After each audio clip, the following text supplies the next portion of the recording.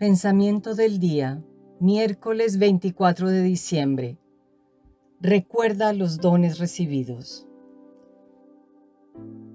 Que nuestra vida sea una continua Navidad, solemne en lo secreto de los corazones y en la íntima fraternidad que se tiene que extender hasta alcanzar los confines de la tierra para que todos sean uno. Queremos hacer triunfar a Cristo en medio nuestro, para que un día Cristo sea la expresión única y más genuina de la sociedad. Nosotros podemos seguir a María y con su ejemplo podemos dar a luz en el corazón de la sociedad a Jesús. Él lo dijo y en Él creemos. El medio es el amor cristiano recíproco que trae como consecuencia la maravillosa realidad de nuestra fe. Yo estoy presente en medio de ellos.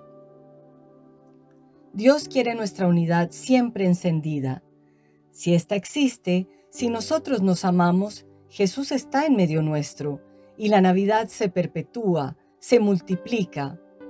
Nosotros unidos debemos repetir juntos el misterio de María que nos da a Jesús por milagro divino.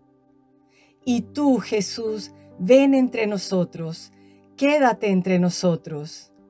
Nosotros vivimos solo para recibirte, para tenerte, para ser no nosotros, sino tú, para ayudarte a componer sobre esta tierra la ciudad nueva, la ciudad de Dios. Chiara Lubich, Coloquios con los Yen.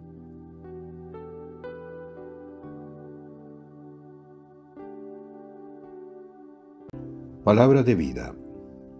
Diciembre de 2025. Los confines de la tierra verán la salvación de nuestro Dios.